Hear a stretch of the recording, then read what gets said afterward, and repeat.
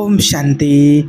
कुछ भी हो जाए, चाहे आपको मृत्यु ही क्यों ना आ जाए, लेकिन अपने बच्चों को ये 3 शब्द कभी मत बोलना। देखिए, आज हम एक ऐसे संवेदनशील विषय पर बात करने जा रहे हैं जिसे सुनने के बाद शायद आपके सोचने का, आपके रिश्तों को देखने का नज़रिया हमेशा के लिए बदल जाए। ये कोई कहानी नहीं आज बता रहे हैं, कोई उपदेश नहीं है, एक जीवन का उस सत्य का अनावरण है जो हर घर में, हर परिवार में, हर माता पिता और उनकी संतान के बीच एक अदृश्य धागे की तरह मौजूद रहता है।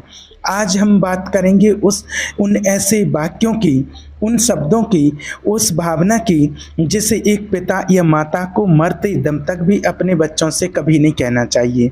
आप सोच रहे होंगे कि ऐसी कौन सी बात हो सकती है, क्रोध में, दुख में, निराशा में इंसान क्या कुछ नहीं कह देता है, लेकिन नहीं, कुछ बातें, कुछ शब्द ऐसे होते हैं जो समय के पार जाकर आत्मा पर घाव कर देते हैं। ये वो शब्द हैं जो ब्रह्मांड की सारी सकारात्मक ऊर्जा को सोख लेते हैं और आपकी संतान के बीच एक ऐसी खाई बना देते हैं जिसे कभी बांटा नहीं जा सकता है। इस वीडियो को इसलिए अंत तक देखिएगा क्योंकि ये कुछ मिनटों की बात नहीं है, ये आपके जीवन की सबसे बड़ी सीख हो सकती है। आज का ये वो ज्ञान है जो आपको किसी ग्रंथ में, किसी किताब में या इस तरह से सीधे सीधे ना मिले, पर इसका सार हर धर्म में, हर शास्त्र में छिपा है। तो आइए जानते हैं उस रहस्य को जो एक परिवार को स्वर्ग भी बना सकता है और नरक भी। सोचिए, एक बीज जब धरती में रोपा जाता है तो धरती कभी ये नहीं सोचती कि बीज बड़ा होकर पेड़ बनेगा तो मुझे कितनी छाया देगा, कितने फल देगा, या फिर ये पेड़ टेढ़ा मेढ़ा निकल गया तो मेरा क्या होगा। धरती बस उसे अपना सारा सत्व, सारा जल, सारा पोषण दे देती है, बस वो उसे बढ़ने का अवसर देती है, बिना किसी शर्त के, बिना किसी अपेक्षा के। तो बस माता पिता का प्रेम भी बस कुछ ऐसा ही होता है, या यूं कहें तो होना चाहिए।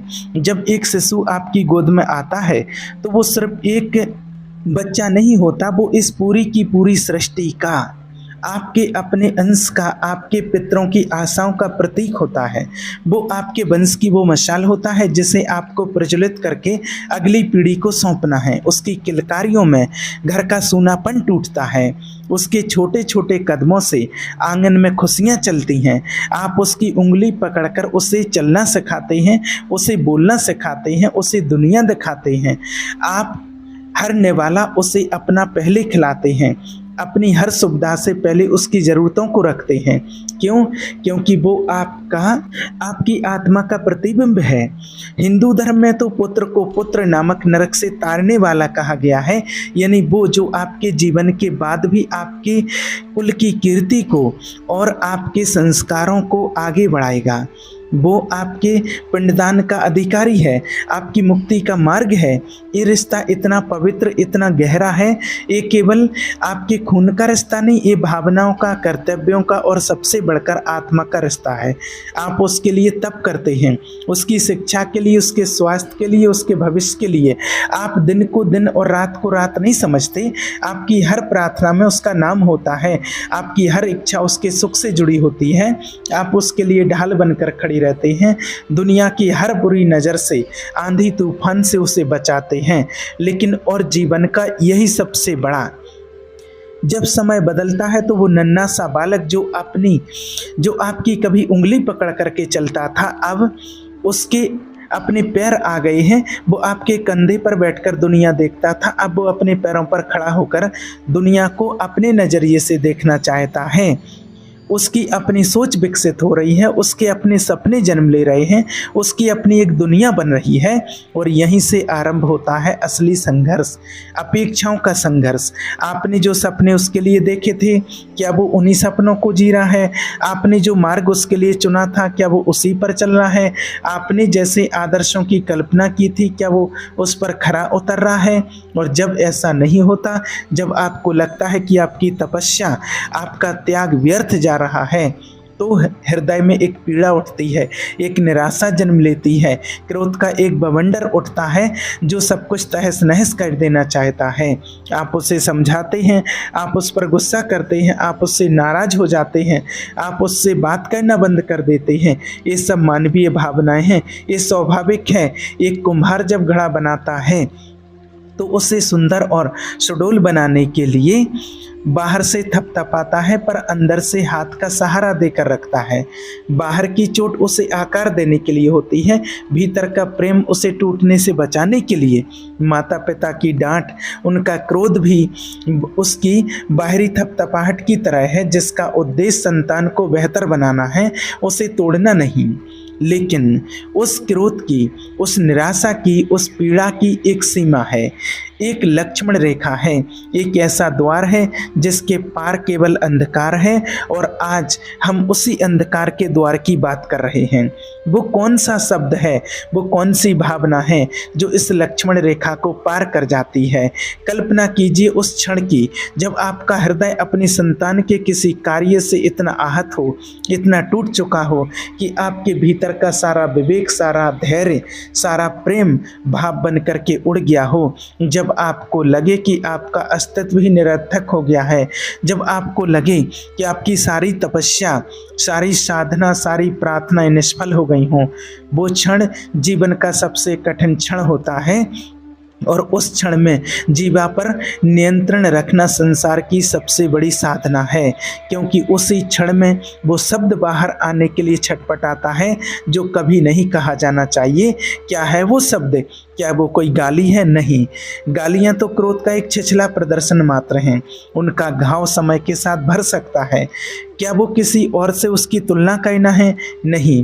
तुलना करना भी दुखदायी है, ये उसके आत्मविश्वास को तोड़ता है, पर ये भी वो अंतिम घाव नहीं है। क्या वो उसकी असफलताओं का ताना देना है? नहीं। ताने भी जहर की तरह होते हैं पर आत्मा को मारते नहीं। तो फिर क्या है? क्या है जो इतना भयानक है? वो भयानक शब्द, वो भयानक वाक्य, वो भयानक भावना एक नहीं, उसके कई रूप हैं, पर हर रूप का सार एक ही है, उसका निचोड़ एक ही है। और वो निचोड़ है अपनी संतान के अस्तित्व को नकार देना, उसके होने को ही एक भूल बता देना। जब एक पिता या माता अपने पुत्र से कहते हैं कि इससे अच्छा तो तू पैदा ही नहीं हुआ होता, एक क्षण के लिए रुक जाइए। ये पहला वो शब्द है जो अपने माता पिता को अपनी संतान से कभी नहीं बोलना चाहिए। इस वाक्य को आप महसूस कीजिए। ये सिर्फ शब्द नहीं है, एक पिता के, एक माता के मुख से निकला हुआ ब्रह्मास्त्र है जो सीधा जाकर संतान की आत्मा के केंद्र पर लगता है। जिस अस्तित्व को आपने जन्म दिया, जिस जीवन को आप इस दुनिया में लाए, आप उसी अस्तित्व को कोस रहे हैं। आप ईश्वर के सबसे बड़े वरदान को, अपनी ही संतान को एक अभिशाप बता रहे हैं। सोचिए उस पुत्र के मन पर क्या बीतती होगी जिस पिता को वो अपना आदर्श मानता था, अपनी शक्ति मानता था, जिस माँ के आंचल में उसे स्वर्ग का अनुभव होता था। वही उसे बता रहे हैं कि उसका होना ही एक गलती है, उसका जन्म ही दुर्भाग्य है। इसका अर्थ ये हुआ कि उसका पूरा जीवन, उसकी हर सांस, उसकी हर धड़कन, उसका हर प्रयास, सब कुछ व्यर्थ है, क्योंकि उसका मूल, उसका स्रोत ही अपवित्र है। ये शब्द उसके पैरों के नीचे से जमीन खींच लेते हैं। ये उसे उस ब्रह्मांड में अकेला खड़ा कर देते हैं जहाँ उसका कोई नहीं है, क्योंकि जिन्होंने उसे रचा वही उसे मिटा देना चाहते हैं। ये शब्द उसके भीतर एक ऐसा शून्य पैदा कर देते हैं जो कभी नहीं भरता। वो कितना भी सफल हो जाए, कितनी भी दौलत कमा ले, कितना भी सम्मान पाले, पर उसके भीतर कहीं गहरे में ये आवाज़ गूंजती रहेगी, मेरा होना ही एक गलती है। ये वो घाव है जिस पर कोई मरहम काम नहीं करता, ये वो दर्द है जिसकी कोई दवा नहीं। ये आत्मघृणा का वो बीज है जिसे माता पिता स्वयं अपने हाथों से अपनी संतान के हृदय में रोप देते हैं। और जिस हृदय में आत्मघृणा का बीज अंकुरित हो जाए, वहाँ प्रेम, सम्मान, कर्तव्य कुछ भी नहीं पनप सकता। अब इसके दूसरे रूप पर विचार कीजिए। आज से जो दूसरा शब्द है जो माता पिता कहते हैं कि आज से तू मेरे लिए मर गया और मैं तेरे लिए। ये कहना भी उतना ही घातक है। आप जीवित व्यक्ति के लिए मृत्यु का विधान कर रहे हैं। आप अपने ही रक्त के लिए श्राद्ध की घोषणा कर रहे हैं। ये केवल संबंध विच्छेद नहीं है, एक जीवित आत्मा का तिरस्कार है। आप कह रहे हैं कि तुम्हारा भौतिक शरीर भले ही इस दुनिया में है, पर मेरी दुनिया में, मेरी चेतना में तुम्हारी कोई जगह नहीं है।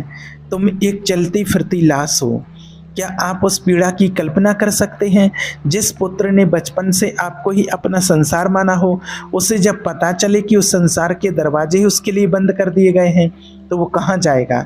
वो भटक जाएगा, वो टूट जाएगा, वो शायद दुनिया की नज़रों में बहुत कठोर बन जाएगा, बहुत कठोर बन जाए, पर वो भीतर से हमेशा के लिए वो अंदर से बिल्कुल खोखला हो जाएगा। और एक और भावना जिसे शब्दों में कहना शायद और भी बुरा है, काश, जो तीसरा शब्द है, ये भी माता पिता को कभी नहीं बोलना चाहिए। काश मैंने तुम्हारी जगह पत्थर को जन्म दिया होता। ये शब्द नहीं, ये तेजाब है जो संतान की पहचान को, उसके स्वाभिमान को, उसकी पूरी सत्ता को जलाकर राख कर देता है। आप उसे एक जड़ वस्तु से भी हीन बता रहे हैं। आप कह रहे हैं कि एक बेजान पत्थर का होना भी उसके होने से बेहतर होता। क्यों है ये शब्द इतने विनाशकारी? क्योंकि ये शब्द केवल क्रोध की अभिव्यक्ति नहीं है, ये आपके संस्कारों की, आपकी साधना की, आपके प्रेम की, आपके धैर्य की, हर चीज की चूड़ांत पराजय की घोषणा है। हिंदू धर्म में शब्द को ब्रह्म कहा गया है। शब्द ब्रह्म, इसका अर्थ है कि शब्द में सृजन की शक्ति है। जब आप मंत्रों का उच्चारण करते हैं तो आप एक विशेष ऊर्जा का सृजन करते हैं।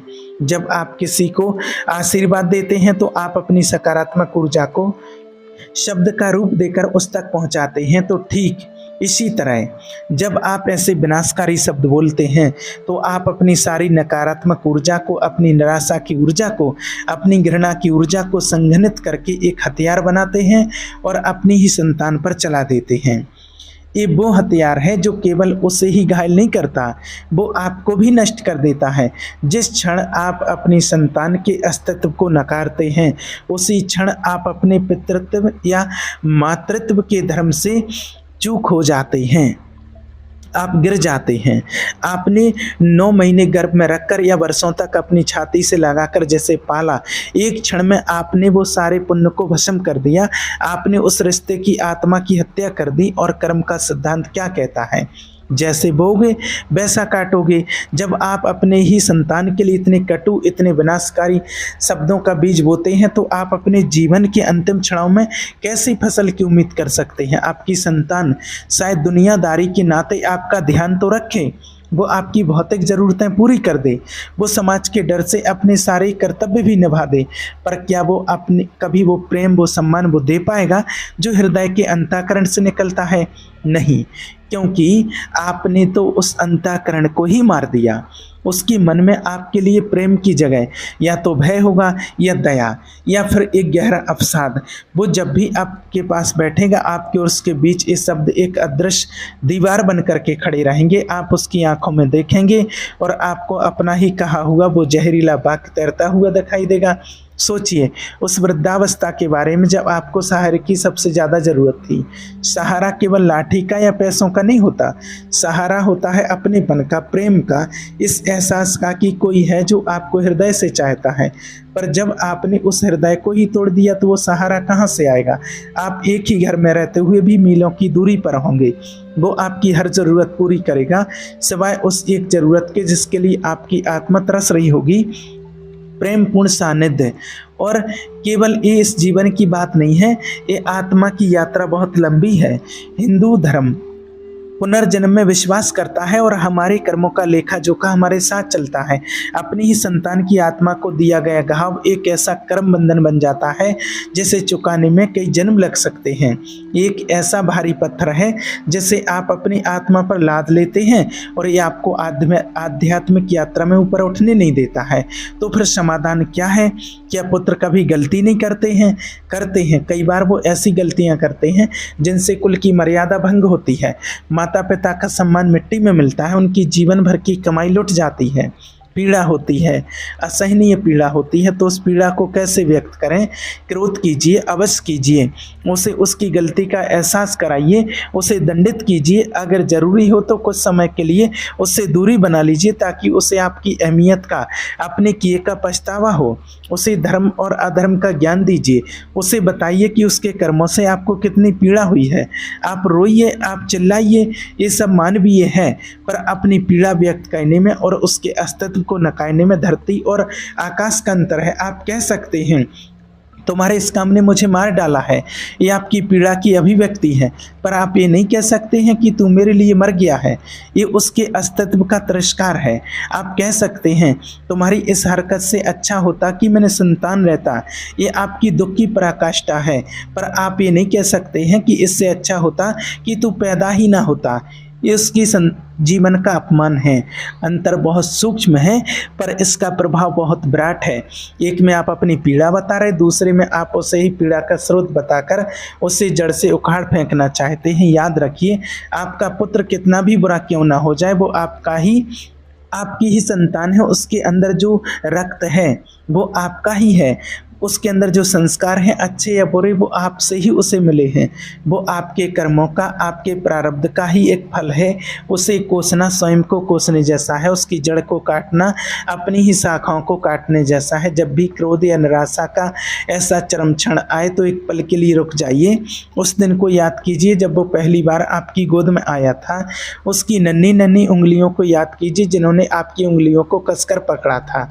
उसकी पहली मुस्कान को याद कीजिए जिसने आपकी जीवन में रोशनी भर दी थी। उसके पहले शब्द को याद कीजिए जब उसने आपको पिता या माता कहकर पुकारा था। क्या आप उस मासूमियत पर, उस प्रेम पर, उस विश्वास पर जहर का घूंट डाल सकते हैं? नहीं, एक माता पिता कभी ऐसा नहीं कर सकते। संतान से अपेक्षाएं रखना स्वाभाविक है, पर ये अपेक्षाएं जब मोह का रूप ले लेती हैं, जब वो आपके अहंकार का पोषण करने का साधन बन जाती हैं, तब वो दुख का कारण बनती हैं। आपका बेटा आपकी प्रतिकृति नहीं है, वह एक स्वतंत्र आत्मा है, उसका अपना एक प्रारब्ध है, अपनी एक यात्रा है। आप एक मार्गदर्शक हैं, मालिक नहीं। आप एक माली हैं जो पौधे को खाद पानी दे सकता है, उसे सीधा रखने के लिए सहारा दे सकता है, पर आप ये तय नहीं कर सकते कि उस पर फूल लाल खिलेंगे या पीले। वो उसकी अपनी प्रकृति है, उसकी प्रकृति का सम्मान कीजिए। अगर वो गलत रास्ते पर है तो उसे प्रेम से, धैर्य से, दृढ़ता से सही रास्ते पर लाने का प्रयास कीजिए। प्रयास करना आपका धर्म है, पर उस प्रयास में विफल होने पर उसे ही नष्ट कर देने की इच्छा रखना अधर्म की पराकाष्ठा है। याद रखना, कुछ भी हो जाए, चाहे आपको मृत्यु आ जाए, लेकिन अपने बेटे के अस्तित्व पर सवाल ऐसे कभी मत बोलना। अपने बेटे को कभी ये एहसास मत कराना कि वो एक बोझ है, एक गलती है, एक अभिशाप है, क्योंकि जिस दिन आपने कह दिया उस दिन आप एक जीता जागता शरीर तो रहेंगे, पर आपकी आत्मा उसी क्षण मर जाएगी। आपका पितृत्व मर जाएगा, आपका मातृत्व मर जाएगा। ये ज्ञान किसी किताब से ज़्यादा महत्वपूर्ण है, किसी दौलत से ज़्यादा कीमती है, किसी भी सांसारिक सफलता से ज़्यादा बड़ा है। ये वो धागा है जो आपके परिवार को एक सूत्र में पिरोकर रखता है। इस धागे को कभी मत तोड़िएगा, क्योंकि अगर ये धागा टूट गया तो सब कुछ बिखर जाएगा। रिश्ते मोतियों की तरह होते हैं और ये शब्द उस धागे को काटने वाली कैंची हैं। एक बार मोती बिखर गए तो उससे फिर से पिरोना लगभग असंभव होता है। जीवन के अंत में जब आप पीछे मुड़कर देखेंगे तो आपको अपनी बड़ी बड़ी सफलताएं, आपकी धन संपत्ति, आपका मान सम्मान कुछ भी याद नहीं रहेगा। आपको याद रहेंगे वो क्षण जो आपने अपने प्रियजनों के साथ बिताए। आपको याद रहेगा अपनी संतान का प्रेम, उसका स्पर्श, उसका सम्मान। उस अंतिम क्षण में अपनी आंखों में अपनी संतान के लिए प्रेम और उसकी आंखों में अपने लिए प्रेम लेकर इस दुनिया से विदा हो लेना ही जीवन की सबसे बड़ी सफलता है। इस सफलता को अपने ही हाथों से क्रोध के एक क्षण में, निराशा की एक लहर में कभी नष्ट मत कीजिएगा। ये ज्ञान केवल पुत्रों तक सीमित नहीं है, ये आपकी पुत्री और हर उस रिश्ते के लिए है जो प्रेम, विश्वास और आत्मा की नींव पर खड़ा है। शब्द सृष्टि करते हैं और शब्द ही विनाश करते हैं। अपने मुख से निकलने वाले हर शब्द के प्रति सचेत रहिए, विशेषकर उनके प्रति जो आपके सबसे प्रिय हैं। इसलिए कुछ भी हो जाए, लेकिन अपनी संतान से ऐसे कटु वचन कभी भी मत बोलना। ठीक है? ओम शांति।